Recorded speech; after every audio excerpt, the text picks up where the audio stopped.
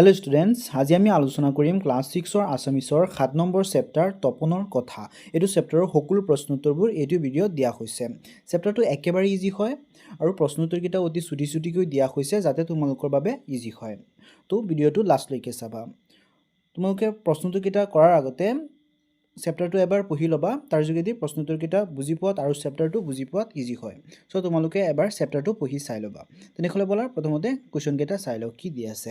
প্ৰথমতে কুৱেশ্যন দিয়া আছে 1 নম্বৰ, তলত দিয়া প্ৰশ্নসমূহৰ শুদ্ধ উত্তৰটো বাছি উলিয়াই সঠিক বৃত্তটো পূৰ কৰা। ইয়াত তোমালোকৰ এটা কুৱেশ্যন দিয়া আছে, কুৱেশ্যনৰ 4টাকে অপশ্যন দিয়া আছে। 4টা অপশ্যনৰ ভিতৰত যিটো শুদ্ধ অপশ্যন হয় সেই শুদ্ধ অপশ্যনটো তলৰ বাকচত বৃত্তটো পূৰ কৰিব লাগে। ঠিক আছে, ইয়াত ফাৰ্ষ্ট কুৱেশ্যনটো দিয়া আছে, দুবৰীৰ পৰা তপনহঁতৰ ঘৰলৈ কোন আহিছিল? তাৰ প্ৰথম অপশ্যন দিয়া আছে তপনৰ মাহীয়েক, তাৰপিছৰ অপশ্যন দিয়া আছে তপনৰ মাক, তাৰপিছৰ অপশ্যন দিয়া আছে তপনৰ মাহীয়েকৰ পুতেক, তাৰপিছৰ অপশ্যন দিয়া আছে জোচেফ ছাৰ। ইয়াৰ পৰা শুদ্ধ অপশ্যনটো হ'ব গ নম্বৰ তপনৰ মাহীয়েকৰ পুতেক। তো তোমালোকে শুদ্ধ অপশ্যনটো এনেকৈ গ নম্বৰটো এনেকৈ বৃত্তটো পূৰ কৰি দিবা। ঠিক আছে, তাৰপিছৰ কুৱেশ্যনটো দিয়া আছে তপনে ঋতুৰাজক ভদ্ৰ আচৰণৰ কথা কিয় কৈছিল?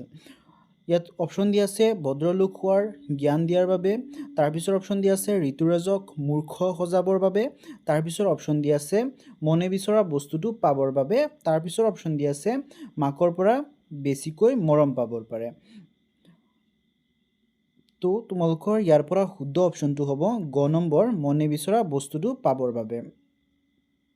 কিয়নো ঋতুৰাজে যেতিয়া তপনে ঋতুৰাজক যেতিয়া ভদ্ৰ আচৰণৰ কথা কৈছিল, তপনে ডাঙৰ কেক টুকুৰাটো খাবৰ বাবে তাৰ নিজৰ যিটো মন কৰিছিলে যে ডাঙৰ কেক টুকুৰা খাব, তো তাৰ মনৰ আশাটো যাতে পূৰণ হয় সেইকাৰণে সি ঋতুৰাজক ভদ্ৰ আচৰণৰ কাৰণে কৈছিলে। তো ইয়াৰ পৰা শুদ্ধ অপশ্যনটো হ'ব গ নম্বৰ। তোমালোকে এইটো ঘ নম্বৰটো এনেকৈ বৃত্তটো পূৰ কৰি দিবা। তাৰপিছত দিয়া আছে 2 নম্বৰ কুৱেশ্যন, তুমি ওপৰৰ দ্বিতীয় প্ৰশ্নৰ উত্তৰটো কিয় শুদ্ধ বুলি বাছি ল'লা, সহপাঠীৰ লগত আলোচনা কৰা। ওপৰত যিটো দ্বিতীয় কুৱেশ্যন আছিলে যে তপনে ঋতুৰাজক ভদ্ৰ আচৰণৰ কথা কিয় কৈছিল, ইয়াৰ পৰা আমি শুদ্ধ অপশ্যনটো বাছি লৈছিলোঁ ঘ নম্বৰ মনে বিচৰা বস্তুটো পাবৰ বাবে। এইটো কিয় শুদ্ধ বুলি বাছি লৈছোঁ লিখিব লাগে। তো উত্তৰটো এনেকৈ হ'ব, তপনে ঋতুৰাজক ভদ্ৰ আচৰণৰ কথা কৈছিল কাৰণ সি মনে মনে চাইছিল ডাঙৰ কেক টুকুৰাটো খাবলৈ। চ' যেতিয়া তপনে ডাঙৰ কেক টুকুৰাটো খাব বিচাৰিছিলে তেতিয়া সি ঋতুৰাজক এনেকৈ ভদ্ৰ হোৱাৰ আচৰণৰ কথা কৈছিল। সেয়েহে সি ভদ্ৰ মানুহ হোৱাৰ কথা কৈ ঋতুৰাজক সৰু টুকুৰাটো ল'বলৈ উদ্যুত কৰিছিল যাতে সি নিজে ডাঙৰ টুকুৰাটো খাব পাৰে। সেইবাবে ওপৰৰ গ উত্তৰটো শুদ্ধ। ঠিক আছে, ইয়াত তোমালোকৰ ডাঙৰ টুকুৰাটো ল'বলৈ উদ্যুত কৰিছিল, এইটো যদি তোমালোকৰ শব্দটো কঠিন লাগে তোমালোকে মান্তি কৰিবলৈ চেষ্টা কৰিছিল, এনেকৈ তোমালোকে লিখিব পাৰা। ঠিক আছে, তাৰপিছত দিয়া আছে 3 নম্বৰ কুৱেশ্যন, তলত দিয়া শব্দবোৰৰ অৰ্থ মেঘ টুকুৰাৰ পৰা বাছি উলিয়াই লিখা। ইয়াত যিটো তোমালোকৰ মেঘ আকাৰৰ বক্স দিয়া আছে সেইটো মেঘ টুকুৰা বুলি কোৱা হৈছে। ইয়াত কেইটামান শব্দ দিয়া আছে, এই শব্দৰ অৰ্থকেইটা এই মেঘ টুকুৰা আকাৰৰ বাকচৰ পৰা উলিয়াই এইটো বাকচত লিখিব লাগে। ঠিক আছে, তো প্ৰথম দিয়া আছে মেচ, সেইটোৰ উত্তৰ হ'ব অৰ্থ হ'ব লিখা পঢ়া কৰা বা আহাৰ খোৱা ওখ খুৰা লগোৱা পীড়াসদৃ আচবাব। তাৰপিছতো আছে ফিচা, এইটো হ'ব মাছৰ পিছৰ অংশ। তাৰপিছতো দিয়া আছে ডাকন, এইটো হ'ব সাঁফৰ। তাৰপিছতো দিয়া আছে ভদ্ৰ, এইটো হ'ব ভাল আচৰণৰ দ্বাৰা লোকৰ মনত সন্তোষ দিয়া। ঠিক আছে, তোমালোকে এইকেইটা কিতাপতে এনেকৈ লিখি ল'ব পাৰা কাঠপেঞ্চিলে বা তোমালোকে বহীত লিখি ল'ব পাৰা ইয়াৰ পৰা চাই। ঠিক আছে, তাৰপিছত 4 নম্বৰ কুৱেশ্যন দিয়া আছে, তলত দিয়া প্ৰশ্নকেইটাৰ উত্তৰ কোৱা আৰু লিখা। ইয়াতে ক নম্বৰ কুৱেশ্যন আছে, তপনৰ মাহীয়েকৰ ঘৰ ক'ত আছিল? তপনৰ মাহীয়েকৰ ঘৰ ক'ত আছিল এইটো লিখিব লাগে। তো উত্তৰ হ'ব ধুবুৰীত তপনৰ মাহীয়েকৰ ঘৰ আছিল। ঠিক আছে, তাৰপিছত খ নম্বৰ কুৱেশ্যন দিয়া আছে, তপনৰ মাহীয়েকৰ পুতেকৰ নাম কি আছিল? তপনৰ মাহীয়েকৰ পুতেকৰ নাম কি আছিলে এইটো লিখিব লাগে। উত্তৰ হ'ব তপনৰ মাহীয়েকৰ পুতেকৰ নাম আছিলে ঋতুৰাজ। ঠিক আছে, তাৰপিছত কুৱেশ্যন দিয়া আছে, ভদ্ৰ মানুহৰ উদাহৰণ তপনহঁতক কোনে দিছিল? উত্তৰ হ'ব জোচেফ ছাৰে। জোচেফ ছাৰে ভদ্ৰ মানুহৰ উদাহৰণ তপনহঁতক দিছিল ঠিক আছে তাৰ পিছৰ কুৱেশ্যন দিয়া আছে ঋতুৰাজ তপনহঁততকৈ বয়সত কিমান সৰু আছিল উত্তৰ হ'ব 2 মাহ তো ইয়াত ডাঙৰ কোন আছিল আৰু সৰু কোন আছিল ইয়াত ডাঙৰ আছিলে ঋতুৰাজ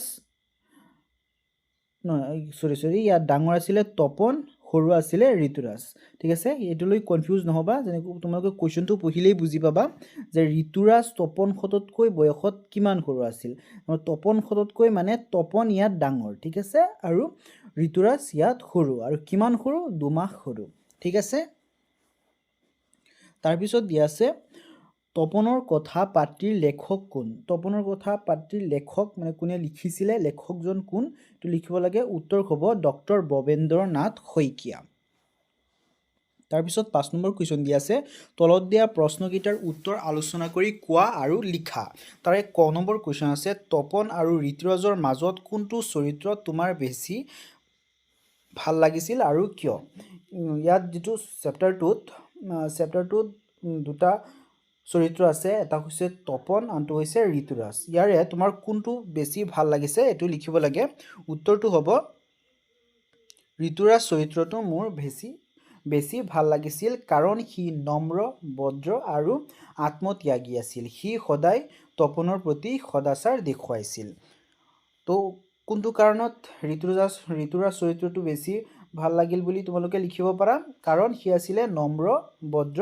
আৰু আত্মত্যাগী তাৰ লগতে সি সদায় তপনৰ প্ৰতি সদাচাৰ দেখুৱাইছিল ঠিক আছে তাৰ পিছত নেক্সট কুৱেশ্যন দিয়া আছে খ নম্বৰ তপনে ঋতুৰাজক ভদ্ৰ মানুহৰ আচৰণ দুটাৰ উদাহৰণ দিছিল সেই উদাহৰণ দুটাৰ লগত তুমি একমত হয়নে যদি হয় কিয় হয় আৰু যদি নহয় কিয় নহয় ইয়াত ঋতুৰাজে তপনে ঋতুৰাজক যেতিয়া ভদ্ৰ মানুহৰ উদাহৰণ দিছিল যি দুটা উদাহৰণ দিছিল তাৰে উদাহৰণ দুটা তোমালোকে যেতিয়া উত্তৰটো লিখিবা তাত তোমালোক একমত হয়নে নাই এটো লিখিব দিছে যদি হয় কিয় হয় যদি নহয় কিয় নহয় এটো লিখিব লাগে ঠিক আছে তো উত্তৰটো হ'ব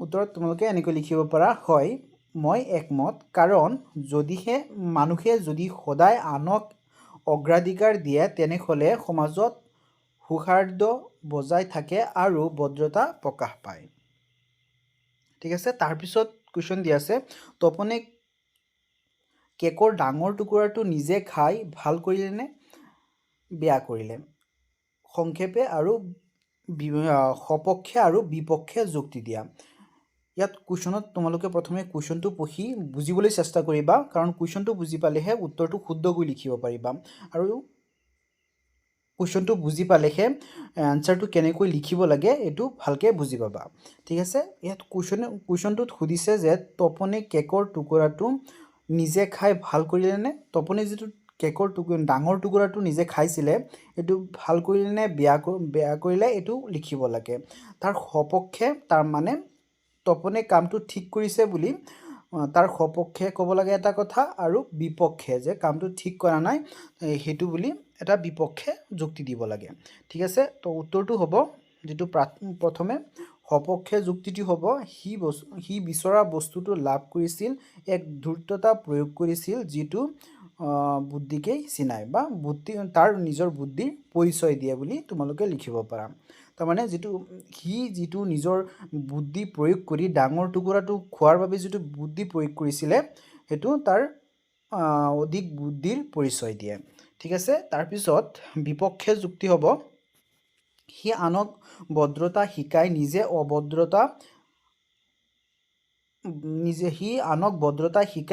ভদ্ৰতা নেদেখুৱাই নিজৰ স্বাৰ্থ পূৰণ কৰিলে যি ভৱিষ্যতৰ বাবে ভাল আচৰণ নহয় আৰু বিপক্ষে যুক্তিটো হ'ব যে হি নিজে আনক ভদ্ৰতা শিকাবলৈ গৈ নিজে অভদ্ৰতা দেখুৱাইছিলে হি নিজে নিজৰ স্বাৰ্থটো পূৰণ কৰিবলৈ চেষ্টা কৰিছিলে তাৰ পিছত কুৱেশ্যন দিয়া আছে ঋতুৰাজে যদি সৰু কেক টুকুৰা খাবলৈ অমান্তিক হ'লহেঁতেন তেন্তে কাহিনীটো কিদৰে শেষ হ'লহেঁতেন তাৰমানে ইয়াত কৈছে যদি তপনে যেটো কেক ঋতুৰাজক খাবলৈ দিছিলে সৰু টুকুৰাটো যদি হি এটো নাখায় ডাঙৰ টুকুৰাটো খালেহেঁতেন বা সৰু টুকুৰাটো খাবলৈ অমান্তিক হ'লহেঁতেন তেন্তে কাহিনীটো কিদৰে শেষ হ'লহেঁতেন হেতু লিখিব লাগে উত্তৰটো হ'ব তেতিয়া হয়তো তপনে নিজৰ কৌশল সফল কৰিব নোৱাৰিলেহেঁতেন।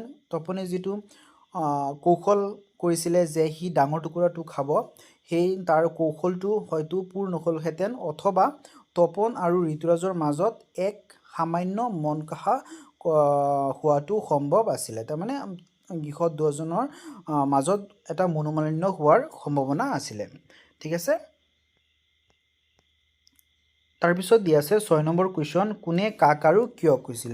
ইয়াত এটা বাক্য দিয়া আছে, এই বাক্যটো কোনে কৈছিলে, কাক কৈছিলে আৰু কিয় কৈছিলে এইটো লিখিব লাগে। প্ৰথম ক নম্বৰ দিয়া আছে, ইয়াতে দুটুকুৰা কেক আছে, অলপ পাছত উলিয়াই লৈ ঋতু আৰু তই খাবি, ডাঙৰ টুকুৰাটো ঋতুক দিবি।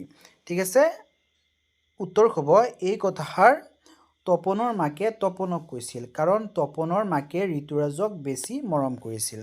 কাৰণ ঋতুৰাজ যেতিয়া তপনহঁতৰ ঘৰলৈ ফুৰিবলৈ আহিছিলে, তেতিয়া তপনৰ মাকে ঋতুৰাজক বেছি মৰম কৰিছিলে সেইকাৰণে। ঠিক আছে। তাৰপিছত দিয়া আছে খ নম্বৰ কুৱেশ্যন, তই সঁচাকৈয়ে বৰ ভদ্ৰ ল'ৰা, তোৰ নিচিনা ল'ৰাক আমাৰ জোচেফ ছাৰে বৰ ভাল পাব। এইটোৰ উত্তৰ হ'ব, তপনে ঋতুৰাজক কৈছিল কাৰণ তপনে নিজৰ স্বাৰ্থ পূৰণ কৰিবলৈ ঋতুৰাজক ভদ্ৰতাৰ প্ৰশংসা কৰিছিলে। কোনে কৈছিলে? কৈছিলে তপনে। কাক কৈছিলে? ঋতুৰাজক কৈছিলে। ঠিক আছে। কিয় কৈছিলে? কাৰণ তপনে নিজৰ স্বাৰ্থ পূৰণ কৰিবলৈ ঋতুৰাজক ভদ্ৰতাৰ প্ৰশংসা কৰিছিলে। তাৰপিছত দিয়া আছে 7 নম্বৰ কুৱেশ্যন, ঋতুৰাজৰ ঘৰলৈ আহিলে কি কি কাৰণত তপনৰ ভাল লাগে আৰু বেয়া লাগে কাৰণবোৰ তলত দিয়া তালিকাখনত লিখা। তলত দুটা তালিকা দিয়া আছে, দুটা ঘৰ বনাই দুটা তালিকা দিয়া আছে। তাতে প্ৰথমটো লিখিব লাগে ভাল লগাৰ কাৰণ আৰু নেক্সটত লিখিব লাগে বেয়া লগাৰ কাৰণ। ঠিক আছে। ইয়াত তেনেকৈ উত্তৰটো হ'ব, ভাল লগাৰ কাৰণবোৰ হ'ব, প্ৰথমটো হ'ব সেইকেইদিন কথা পাতিবলৈ, ফুৰিবলৈ, ঘৰত কেৰেম আৰু লুডু খেলিবলৈ তপনৰ লগৰীয়া এটা হয়। আৰু বেয়া কাৰণটো হ'ব, সেইকেইদিন তপনৰ মাকে তাতকৈ ঋতুৰাজক বেছি মৰম কৰে। তাৰপিছত দিয়া আছে ভাষা অধ্যয়ন 8 নম্বৰ কুৱেশ্যন, ক অংশৰ শব্দবোৰৰ লগত খ অংশৰ নিৰ্দিষ্টতাবাচক প্ৰত্যয়বোৰ আস্তানি মিলোৱা। ইয়াত তোমালোকৰ দিয়া আছে প্ৰথমে ক অংশ, তাৰ লগতে দিয়া আছে খ অংশ। ক অংশত কিছুমান শব্দ দিয়া আছে, তাৰ বিপৰীতে খ অংশত তাৰ নিৰ্দিষ্টতাবাচক প্ৰত্যয়বোৰ দিয়া আছে। ক অংশৰ শব্দবোৰৰ লগত যোগ হোৱা নিৰ্দিষ্টতাবাচক প্ৰত্যয়বোৰ মিলাব লাগে। ঠিক আছে। ইয়াত প্ৰথমটো আছে মানুহ, ইয়াৰ নিৰ্দিষ্টতাবাচক প্ৰত্যয়টো হ'ব মানুহজন। ঠিক আছে। নিৰ্দিষ্টতাবাচক প্ৰত্যয় সেইবোৰ যিবিলাকে নেকি কোনো এটা নিৰ্দিষ্ট বস্তুক চিনাক্ত কৰে। যেনেকৈ মানুহজন, জন শব্দটোৱে এজন মানুহক চিনাক্ত কৰিছে নিৰ্দিষ্টকৈ। ঠিক আছে। তাৰপিছতো দিয়া আছে পাত, এইটোৰ নিৰ্দিষ্টতাবাচক শব্দ হ'ব খিলা, পাতখিলা। তাৰপিছতো দিয়া আছে ছোৱালী, এইটো হ'ব জনী। তাৰপিছতো দিয়া আছে বেঞ্চ, এইটো হ'ব টু। তাৰপিছতো দিয়া আছে পেঞ্চিল, এইটো হ'ব পেঞ্চিলডাল। তাৰপিছতো দিয়া আছে কেক, এইটো হ'ব কেক টুকুৰা। তাৰপিছত হ'ব ঘৰ, এইটো হ'ব ঘৰখন। ঠিক আছে। তোমালোকে ইয়াৰ পৰা চাই কিতাপত দাগ দি মিলাব পাৰা বা তোমালোকে বহীত লিখি ল'ব পাৰা। তাৰপিছত দিয়া আছে 9 নম্বৰ কুৱেশ্যন, তলত দিয়া বাক্যকেইটা আজ দিয়া শব্দবোৰত কি বিভক্তি কি চিন ব্যৱহাৰ হৈছে লিখা। তলত কেইটামান বাক্য দিয়া আছে, তাৰ বাক্যত সেইকেইটা বাক্যত এটা শব্দৰ তলত এনেকৈ আস্তানা আছে। আস্তানা বাক্যটোৰ কি বিভক্তি আৰু কি চিন ব্যৱহাৰ কৰা হৈছে এইটো লিখিব লাগে। ইয়াৰে ক নম্বৰ দিয়া আছে, বিমানে অমল আৰু দীপুৰ সৈতে খেলপথাৰখন পৰিষ্কাৰ কৰিলে। উত্তৰটো হ'ব, ক নম্বৰৰ উত্তৰটো হ'ব, বিমানে এই পদটোত প্ৰথমা বিভক্তিৰ এ ব্যৱহাৰ কৰা হৈছে। তাৰপিছত দিয়া আছে খ নম্বৰ, খেলপথাৰখনত শিশুতে ফুটবল খেলে। এইটোৰ উত্তৰটো হ'ব, খেলপথাৰখনত শব্দটোত সপ্তমী বিভক্তিৰ চিন দন্তীয়া ত ব্যৱহাৰ হৈছে। তাৰপিছত শিশুতে প্ৰথমা বিভক্তিৰ চিন এ ব্যৱহাৰ কৰা হৈছে। ঠিক আছে। তাৰপিছত দিয়া আছে গধূলি সময়ত শিশুত ঘৰলৈ উভতি আহিছিল। ইয়াত দুটা শব্দৰ তলত চিন দিয়া আছে, এটা হৈছে সময়ত আৰু এটা হৈছে ঘৰলৈ। ইয়াৰ উত্তৰকেইটা হ'ব এনেকৈ, সময়ত পদটোত সপ্তমী বিভক্তিৰ চিন দন্তীয়া ত ব্যৱহাৰ কৰা হৈছে আৰু আনটো ঘৰলৈ পদটোত চতুৰ্থী বিভক্তিৰ চিন লৈ ব্যৱহাৰ কৰা হৈছে। ঠিক আছে, তাৰপিছত তোমালোকে যদি বিভক্তি কেনেকৈ বিভক্তি আৰু বিভক্তিৰ চিন বা বিভক্তি কি হয় এইবিলাক যদি তোমালোকে বুজি নোপোৱা তোমালোকে কমেণ্ট কৰিব পাৰা। বিভক্তিৰ ওপৰত এটা এক্সট্ৰা ভিডিঅ' বনাবলৈ চেষ্টা কৰিম যদি তোমালোকে কমেণ্ট কৰা। ঠিক আছে, চ' তোমালোকে যদি তোমালোকৰ প্ৰব্লেম হয় তোমালোকে কমেণ্ট কৰিব পাৰা। তাৰপিছত দিয়া আছে জ্ঞান সম্প্ৰসাৰণ। ইয়াৰে 10 নম্বৰ দিয়া আছে তোমাৰ ঘৰলৈ তোমাৰ বন্ধু বা আত্মীয় আহিলে তুমি কিদৰে ঘৰৰ মানুহক সহায় কৰা কোৱা আৰু লিখা। তোমালোকৰ ঘৰত যেতিয়া কোনো আত্মীয় আহে বা কোনো আলহী আহে তেতিয়া তোমালোকে কিদৰে ঘৰৰ মানুহক সহায় কৰা এইটো লিখিব লাগে। উত্তৰটো হ'ব যেতিয়া আমাৰ ঘৰলৈ কোনো বন্ধু বা আত্মীয় আহে মই সদায় আগ্ৰহেৰে তেওঁলোকক আদৰণি জনাওঁ। মা দেউতাকক সহায় কৰিবলৈ মই নিজেই আগবাঢ়ি গৈ আলহীক পানী বা চাহ জলপান পৰিৱেশন কৰোঁ। তেওঁলোকৰ লগত নম্ৰভাৱে কথা পাতি কুশল বাৰ্তা লওঁ আৰু কিবা প্ৰয়োজন হ'লে সহায় কৰি দিওঁ। এনেদৰে মই ঘৰৰ দায়িত্ব ভাগ কৰি লৈ আলহীৰ যত্ন লওঁ। ঠিক আছে, তাৰপিছত দিয়া আছে 11 নম্বৰ কুৱেশ্যন তপনৰ কথা গল্পটোৰ মূল কথাখিনি তলত দিয়া লিখনশৈলীত পঢ়োৱা আশা। তাৰমানে তপনৰ কথা গল্প যিটো আছিলে এই গল্পটোৰ যিটো মূল কথা হয় এইটো ইয়াত লিখি দিয়া হৈছে। চ' তোমালোকে এইটো পঢ়িবা কাৰণ মূল কথাটো কুৱেশ্যনত আহিব পাৰে যে তপনৰ কথা গল্পটোৰ মূল কথাখিনি লিখা। তো ইয়াত দিয়া আছে তপনৰ কথা, ইয়াৰ চৰিত্ৰ তপন, ঋতুৰাজ আৰু তপনৰ মাক। আৰু পটভূমি হ'ব তপনৰ মাহীয়েকৰ ল'ৰা ঋতুৰাজ কেইদিনমানৰ বাবে তপনহঁতৰ ঘৰলৈ ফুৰিবলৈ আহিছিলে। তাৰপিছৰ মূল সমস্যা কি আছিলে? মূল সমস্যাটো আছিলে তপনৰ মাকে ঋতুৰাজ অহা কেইদিন ঋতুৰাজক বেছিকৈ মৰম কৰে আৰু ভাল বস্তুবোৰ তপনক নিদি ঋতুৰাজক দিয়ে। আৰু সমস্যাৰ সমাধানটো কি কৰিছিলে? তপনে বুদ্ধিৰে ডাঙৰ কেকৰ টুকুৰাটো খাবলৈ সক্ষম হয়। ঠিক আছে, তোমালোকে এইটো এবাৰ পঢ়িবা বা পাৰিলে তোমালোকে এইটো মুখস্থ কৰিবা বা এইটো মুখস্থ কৰাৰ কোনো দৰকাৰো নাই। যদি তোমালোকে চেপ্টাৰটো ভালকৈ এবাৰ পঢ়ি লোৱা তোমালোকে বনাই লিখিব পাৰিবা। তাৰপিছত 12 নম্বৰত দিয়া আছে তলত দিয়া গল্পটো পঢ়া। তলত এটা গল্প দিয়া আছে, এই গল্পটো পঢ়িব লাগে আৰু এই গল্পটোৰ পৰা কেইটামান প্ৰশ্ন দিছে এইকেইটাও কৰিব লাগে। ঠিক আছে, চ' তোমালোকে এবাৰ গল্পটো পঢ়ি ল'বা। গল্পটো দিয়া আছে যে নবীন, ৰবীন আৰু গোবিন ভাই ককাই। এদিন সিহঁতক মাহীয়েকে ক'লে তহঁতে আজি ভালকৈ পঢ়িছ নহয়, সেইকাৰণে এয়া ল 4টা চকলেট দিছোঁ। ভালকৈ পঢ়িলে কাইলৈ 5টা দিম আৰু পৰহি 6টা দিম। তাৰপিছত প্ৰেক্ষাপট দিয়া আছে নবীন মহাদুষ্ট। মাহীয়েক আঁতৰি যোৱাৰ পাছত সি ৰবীন আৰু গোবিনক ক'লে আমি হ'লো 3টা, চকলেট হ'ল 4টা, কেনেকৈ ভগাম? ঠিক আছে, এটা ৰবীনে খাই পেলা, বাকী 3টা গাইপতি এটাকৈ খাম। তাৰপিছত দিয়া আছে ৰবীনে এইটো শুনি ভালেই পালে। তাৰপিছত পাছদিনা মাহীয়েকে সিহঁতক 5টা চকলেট দিলে।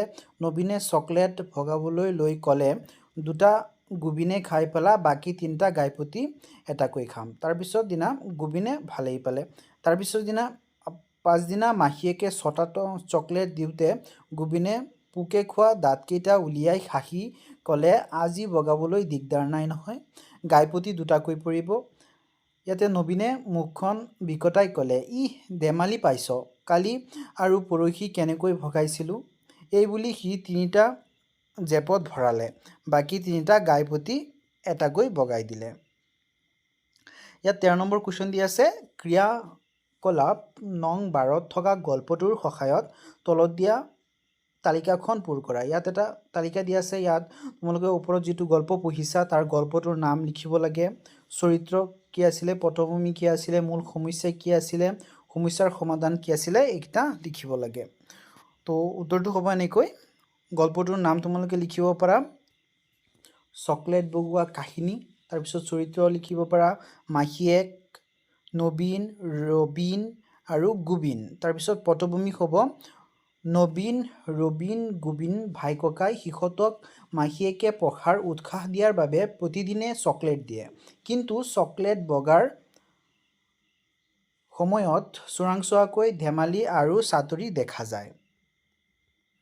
তাৰপিছত দি আছে মূল সমস্যা এইটো হ'ব চকলেট সমানে ভগোৱা তাৰপিছত সমস্যাৰ সমাধান কি কৰিছিলে গোবিনে বুদ্ধিমত্তাৰে প্ৰথম দুদিনৰ অনুচিত ভাগৰ কথা মনত পেলাই দিয়ে তেতিয়াৰ পৰা শিখতে চকলেটটো সমানে ভাগ কৰিবলৈ বাধ্য হয়